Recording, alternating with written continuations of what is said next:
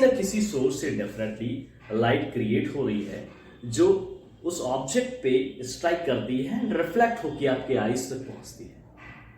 Eyes के अंदर बहुत मैजिकल थिंग्स होती हैं जो उस ऑब्जेक्ट को आपको विजुअलाइज कराती है। जो भी ऑब्जेक्ट आप देख पा रहे हैं वो बिकॉज ऑफ लाइट की वजह से ही है। और आपने शायद क्लास 9th में फिजिक्स में अगेन पढ़ा है वर्क एनर्जी एंड पावर। वहां पे एक एनर्जी टर्म था। एनर्जी में अगर आपने टाइप ऑफ एनर्जी पढ़ा है तो लाइट अगेन किसी भी ऑब्जेक्ट को अगर आपको देखना है तो उसके लिए सबसे इंपॉर्टेंट है क्या, कि इस लाइट का प्रेजेंस होना। ओके, जब हम लोग फिजिक्स की स्टडी करते हैं, फिजिक्स नॉर्मली है क्या, जब हम लोग फिजिक्स को डिफाइन करने की बात करते हैं कि व्हाट इज फिजिक्स, तो चीजें निकल के आती हैं क्या, कि the study of physical phenomena which lie in the nature. Nature में जो फिजिकल फेनोमेना एग्जिस्ट करते हैं इनकी स्टडी को हम लोग फिजिक्स बोलते हैं। तो सबसे इंपॉर्टेंट क्या, कि जब कभी भी कोई भी टर्म हम लोग पढ़ते हैं तो उसमें सबसे इंपॉर्टेंट उसकी डेफिनेशन एंड देन उसकी कुछ प्रॉपर्टीज होती है। बिल्कुल। अब हम लोग के पास नेक्स्ट टर्म आता है क्या, properties of light. Properties of light, light की क्या क्या प्रॉपर्टी है उसको वन बाय वन समझने की कोशिश करेंगे। ओके, सबसे पहले समझते हैं क्या, कि लाइट जो होती है एक फॉर्म की एनर्जी है। डेफिनेटली ये आपने डेफिनेशन में मैंने बता दिया आपको, जिसकी हेल्प से आप कोई भी ऑब्जेक्ट को क्या कर पाते हैं, देख पाते हैं। किसी भी ऑब्जेक्ट को देखने के लिए एक फॉर्म ऑफ एनर्जी की रिक्वायरमेंट होती है और वो फॉर्म ऑफ एनर्जी होती है क्या, लाइट। डेफिनेटली। ओके, प्रॉपर्टी में फर्स्ट प्रॉपर्टी देखते हैं कि light is an electromagnetic wave. क्या मतलब इलेक्ट्रोमैग्नेटिक वेव का, एक ऐसी wave that does not require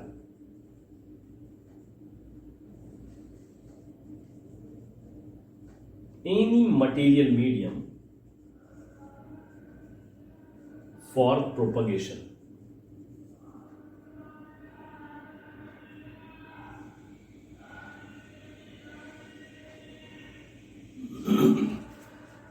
ध्यान से समझना बेटा, एक प्रॉपर्टी, अच्छा प्रॉपर्टी इसलिए पढ़ रहे हैं ना कि हम लोग अब इस लाइट के टर्म को थोड़ा सा और डीप में स्टडी करने वाले हैं। तो सबसे पहली चीज आती है इसकी प्रॉपर्टीज के बारे में, कि किस प्रॉपर्टी के साथ लाइट लाई करती है इस नेचर में। उसमें सबसे एक इंपॉर्टेंट प्रॉपर्टी क्या होती है, कि light is an electromagnetic wave. Electromagnetic wave शायद आपने इससे पहले की कहीं पे भी स्टडी में पढ़ा नहीं है, डेफिनेटली, है ना। इलेक्ट्रोमैग्नेटिक अगर आप ध्यान से देखें तो ये वर्ड जो है वो मिलके बन रहा है किससे, electro means electricity and magnetic means something like magnet. Means ऐसी दो कंपोनेंट और वेव के फॉर्म में, वेव मीन्स कुछ ऐसी वेव जो आपने अभी इससे पहले की क्लास में साउंड में पढ़ा होगा। डेफिनेटली साउंड में जब आपने कुछ इस तरह का स्ट्रक्चर देखा था तो आपने इसे longitudinal wave and transverse wave के फॉर्म में पढ़ा था। वहीं पे एक वेव आपको इस तरह की वेव भी दिखी होगी। बिल्कुल, इलेक्ट्रोमैग्नेटिक वेव जैसी होती है क्या, लाइट, जिसको किसी भी प्रकार के मीडियम की रिक्वायरमेंट नहीं होती for their propagation. Propagation means movement. Light जो मूव करती है उसको मूव करने के लिए किसी भी मीडियम की रिक्वायरमेंट नहीं। मीडियम का क्या मतलब, जैसे अगर मैं लाइट को मूव कराना चाहता हूं तो क्या कंपलसरी है कि मुझे एयर की रिक्वायरमेंट होगी, या मुझे वाटर की रिक्वायरमेंट होगी, या मुझे ग्लास की रिक्वायरमेंट होगी। ये एयर, वाटर, ग्लास कुछ टाइप के एग्जाम्पल हैं जिसे हम लोग उसे मीडियम से समझते हैं। लाइट को मूव होने के लिए किसी भी तरह की कोई मीडियम की रिक्वायरमेंट नहीं होती है, और इस वजह से ही ये बोला जाता है क्या, कि light is an electromagnetic wave. एक इलेक्ट्रोमैग्नेटिक वेव जैसा बिहेव होता है किसका, इस लाइट का। एक प्रॉपर्टी तो हमें समझ में आती है इस पॉइंट से, फिर दूसरी प्रॉपर्टी को समझने की कोशिश करते हैं कि light always travels in straight line. Light जो होती है ना वो हमेशा स्ट्रेट लाइन में मूव होती है, हमेशा स्ट्रेट लाइन में मूव होती है। ओके, अच्छा इसको क्लियर दिखाने के लिए मैं थोड़ा सा भी लाइट को डिम करता हूं और एक लेजर लाइट की हेल्प से आपको दिखाने की कोशिश करता हूं। अच्छा, जरूरी नहीं है कि लाइट हमेशा लेजर लाइट होगी तभी वो स्ट्रेट लाइन में पास करेगी। लाइट जो है उसकी प्रॉपर्टीज क्या बताती है कि लाइट हमेशा एक स्ट्रेट लाइन में पास की जाती है, या पास होती है, मूव होती है, स्ट्रेट लाइन में ही वो मूव करती है, रन करती है। उसको आसानी से समझने के लिए मैं एक लेजर लाइट का यूज करता हूं, लाइट को थोड़ा सा डिम करके। ध्यान से देखने की कोशिश करिएगा बस। ये देखिए, अब देखिएगा ध्यान से, ये देखिए, ये लेजर लाइट है। ओके, अगर ये लेजर लाइट मूव कर रही है, अगर आपको ये पाथ दिख पा रहा है, ये वाला पाथ, ये वाला, तो ये पाथ ऐसा है जहां पे एक स्ट्रेट पाथ, एक स्ट्रेट लाइन जैसा आपको फील हो रहा होगा। हो रहा है क्या? बिल्कुल। यही क्या है, ये एक छोटा सा एग्जाम्पल था ये बताने के लिए कि जो लाइट है ना वो हमेशा स्ट्रेट लाइन में मूव करती है, हमेशा स्ट्रेट लाइन में मूव करती है। अच्छा, लेजर का हेल्प लेके मैंने केवल आपको एक डिस्प्ले कराने की कोशिश की है। कोई जरूरी नहीं है कि लेजर की लाइट ही आप ये समझ सकें कि यही केवल स्ट्रेट लाइन में मूव करती है। ओके, एक एग्जाम्पल मैंने आपको दिखाने की कोशिश की थी। आइए नेक्स्ट प्रॉपर्टी समझते हैं, third property. Light have dual in nature. Dual means दो। लाइट के दो नेचर होते हैं। पहला नेचर होता है पार्टिकल नेचर, पार्टिकल नेचर, और दूसरा नेचर होता है वेव नेचर। एक पार्टिकल नेचर एंड दूसरा वेव नेचर। वेव नेचर मैंने भी बताया, एक ऐसा नेचर जिसमें लाइट को मूव करने के लिए, प्रोपोगेट करने के लिए किसी भी तरह की कोई मीडियम की रिक्वायरमेंट नहीं होती है। ये प्रॉपर्टी उसकी वेव नेचर को एक्सप्लेन करती है। वही पार्टिकल नेचर का मतलब क्या है कि जो लाइट मूव करती है, जो लाइट की बीम्स होती हैं, उनमें पार्टिकल के फॉर्म में ये मूवमेंट होता है, ऐसा बताया गया लाइट की प्रॉपर्टी के बारे में। ये जो पार्टिकल का कॉम्बिनेशन होता है, लाइट के पार्टिकल का कॉम्बिनेशन होता है, ये लाइट के पार्टिकल के कॉम्बिनेशन को हम लोग फोटोन से समझते हैं। Photon is a collection of light particles which moves in a straight line. वो हमेशा स्ट्रेट लाइन में मूव करते हैं। ओके, तो ये तीन इंपॉर्टेंट प्रॉपर्टी आपको यहां पे मिल रही है ना। एक प्रॉपर्टी और समझ लेते हैं, क्या कि लाइट या फिर इसकी स्पीड से अगर एक पॉइंट को यहां पे कंसीडर करना चाहें तो speed of light, speed of light in air कितनी होती है? 3 × 10⁸ मीटर पर सेकेंड। ये क्या है? Speed of light in air. Air या फिर इसे हम लोग वैक्यूम भी बोल सकते हैं। एयर और वैक्यूम में इस स्पीड ऑफ लाइट, लाइट की जो स्पीड होती है वो कितनी होती है? 3 × 10⁸ मीटर पर सेकेंड होती है। कुछ प्रॉपर्टीज जो ये बताती हैं कि लाइट का कैसा स्ट्रक्चर, कैसे ये रन करती है, किस तरीके का इनका बिहेवियर। एक इंपॉर्टेंट प्रॉपर्टी और कि लाइट हमेशा, लाइट कास्ट शैडो। लाइट होगी तभी आपका शैडो क्रिएट होगा। किसी भी ऑब्जेक्ट का शैडो क्रिएट तभी हो सकता है जब लाइट का रिफ्लेक्शन उस पे लाइक कर रहा हो। Fifth property. ओके, एक प्रॉपर्टी और समझते हैं। जब कभी भी लाइट किसी भी ऑब्जेक्ट पे लाइक करती है तो वहां पे कुछ फेनोमेना वर्क कर रहे होते हैं। आप इन पॉइंट्स को नोट कर लें। मेरे कहने का मतलब ये है कि जो भी मैं यहाँ पे आपको लिखवा रहा हूँ वो सारी चीजें एक नोट्स के फॉर्म में प्रिपेयर कर लें, वो ज्यादा बढ़िया रहेगा। ओके, इसे रेडी कर लें। ओके, नेक्स्ट आगे बढ़ते हैं। अभी तक हम लोगों ने जो समझा कि light is a form of energy which helps to see object. Object को देखने के लिए जिस एनर्जी की रिक्वायरमेंट होती है उसे हम लाइट कहते हैं। कुछ प्रॉपर्टीज देखें, इनमें से एक इंपॉर्टेंट प्रॉपर्टी और समझने की कोशिश करते हैं। ध्यान से देखते चलिएगा बस।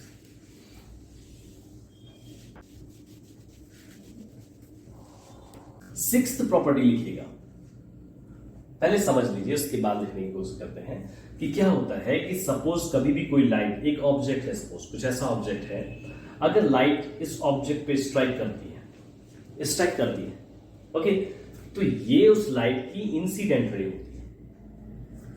ये एरो ये रिप्रेजेंट करता है कि ये इस लाइट रे की डायरेक्शन है, डायरेक्शन ऑफ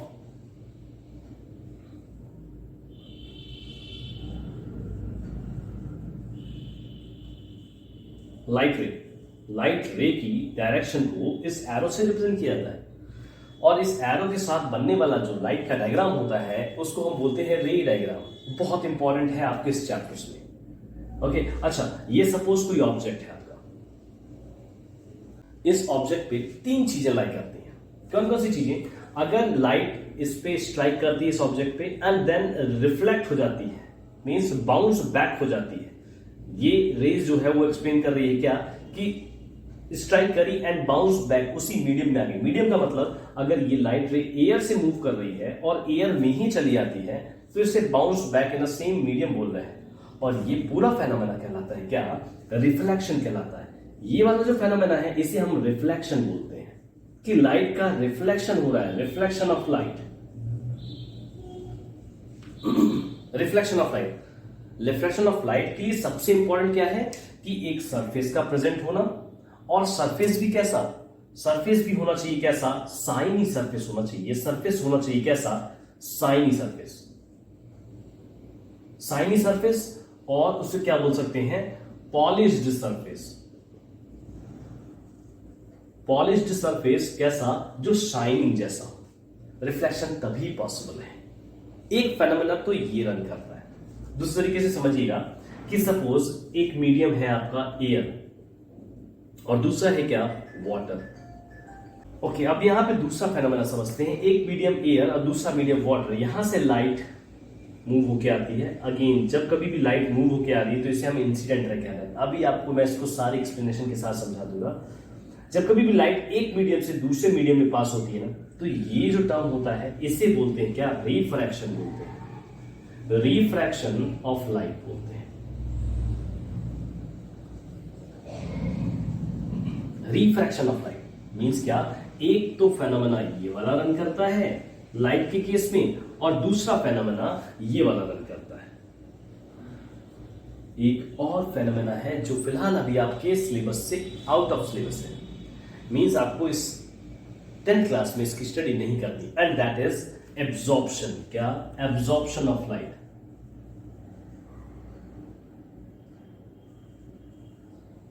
ऑफ लाइट कि जिस भी ऑब्जेक्ट पे लाइट का स्ट्राइक होता है वहां पे डेफिनेटली कुछ ना कुछ लाइट जरूर एब्जॉर्ब होती है। एब्जॉर्ब होती है, रिफ्लेक्ट होती है और रिफ्रैक्ट होती है, डिपेंड करता है टोटली उस ऑब्जेक्ट पे, या ये बोल दें कि उस मीडियम पे। अगर मीडियम चेंज हो रहा है तो हम लोग समझते हैं रिफ्रैक्शन ऑफ लाइट से। मीडियम चेंज नहीं हो रहा है, लाइट जो है बाउंस बैक हो जाती है सेम मीडियम में, तो उसे समझते हैं रिफ्लेक्शन ऑफ लाइट से। और अगर बाउंस बैक हो रही है या रिफ्रैक्शन हो रहा है तो थोड़े से पार्ट जो होते हैं वो यहां पे एब्जॉर्ब हो जाते हैं। वो टर्म कहलाता है आपका एब्जॉर्प्शन ऑफ लाइट। फिलहाल आपको नहीं पढ़ना है इसलिए इस पे ज्यादा ध्यान नहीं देंगे। ओके ठीक, यहां पे एक इंपॉर्टेंट टर्म और एक्सप्लेन कर दूं यहीं पे कि अगर आपका सपोज कुछ ऐसा सरफेस है, रफ सरफेस है, ये सरफेस कैसा है, रफ है।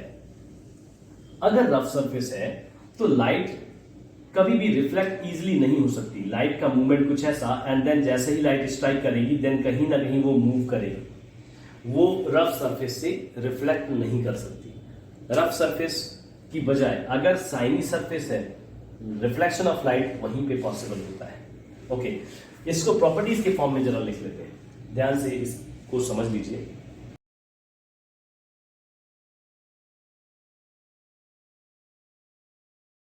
When light fall on a surface, then it will reflect when the surface is polished or shiny. And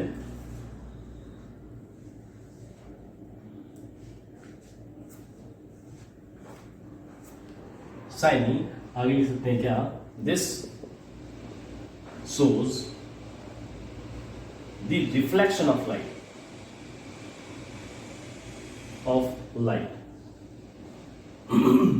आगे लिखेंगे क्या, while the light passes to other medium, then this shows the refraction of light.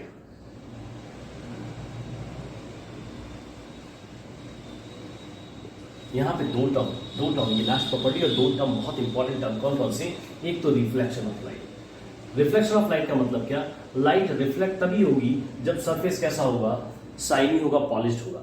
Light refract तब होगी जब light एक medium से दूसरे medium में मूव होके जा रही होगी। ये दो बहुत मोस्ट इंपॉर्टेंट टर्म्स हैं जो आपको इस पूरे चैप्टर्स में कंप्लीट करने हैं। यहां पे हम लोगों ने समझा क्या, 6 प्रॉपर्टीज समझे लाइट की, बहुत इंपॉर्टेंट है, ध्यान से समझने की कोशिश करेगा। यहां पे 2 पॉइंट और बताता हूं, देन इसके बाद ये आज का सेशन एंड करते हैं। पर ध्यान से समझने की कोशिश करेगा। जो भी आपको डाउट हो रहा है फ्रैंकली आप इस वीडियो के कमेंट बॉक्स का यूज करके पूछ सकते हैं। डेली की बेसिस पे मैं पूरी कोशिश करूंगा कि एक वीडियो डेफिनेटली इसी वीडियो चैनल पे आपको शेयर कर दूं। मन लगा कि आप मेहनत करिए और डेफिनेटली बहुत अच्छे परसेंटेज के साथ इस क्लास 10th के 2023-24 के रिजल्ट में आपके जो मार्क्स होंगे वो एक बहुत इनहेंस्ड होकर आपको देखने को मिल सकते हैं इस साइंस सब्जेक्ट में। यदि आप मैथ्स की भी स्टडी कर रहे हैं, आप बेझिझक मैथ्स के भी डाउट आप इसी वीडियो के डिस्क्रिप्शन में पूछ सकते हैं। ओके, आगे बढ़ते हैं। रिफ्लेक्शन और रिफ्रैक्शन होने के लिए सबसे मोस्ट इंपॉर्टेंट चीज क्या है लाइट के लिए, कि एक सोर्स का प्रेजेंट होगा। डेफिनेटली अगर सोर्स प्रेजेंट है, अगर सोर्स प्रेजेंट है, लाइट का इफेक्ट तभी आप विजुअलाइज कर सकते हैं, तभी आप देख सकते हैं। आप मुझे विजुअलाइज कर रहे हैं, जैसे मैंने अभी से पहले बताया ना कि आप किसी भी ऑब्जेक्ट को देख सकते हैं because of the presence of light, है ना। बिल्कुल, यहां पे 2 टर्म समझते हैं, 2 टर्म को समझते हैं। पहला होता है luminous object.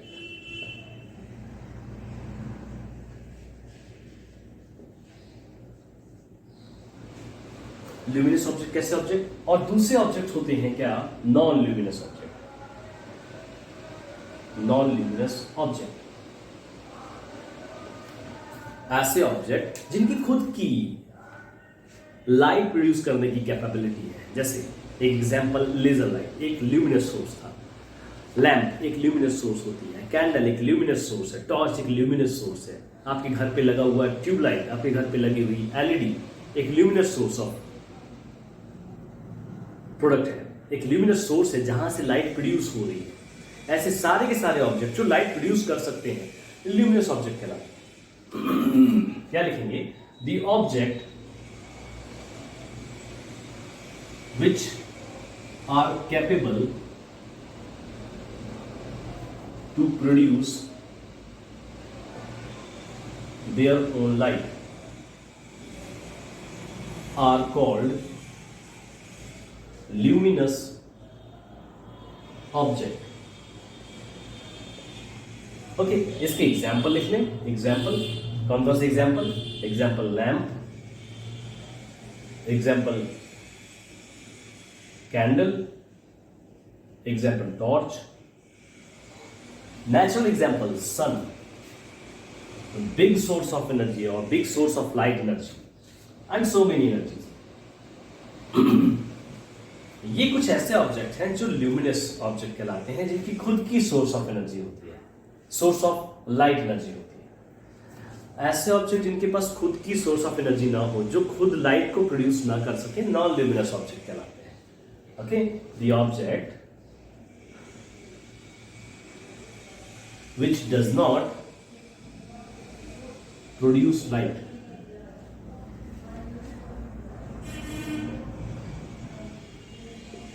are called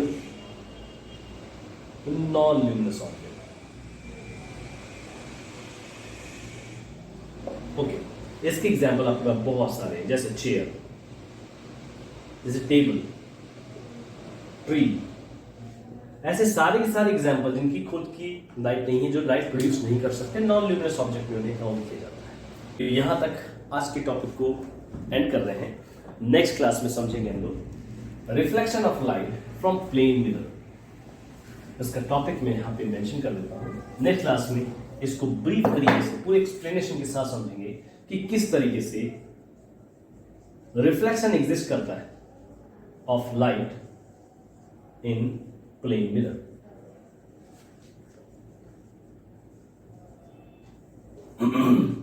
plane mirror में रिफ्लेक्शन कैसे एग्जिस्ट करता है, इस चीज को देखेंगे अगली क्लास में। तब तक के लिए आप सभी का बहुत बहुत धन्यवाद। Thank you for watching this video.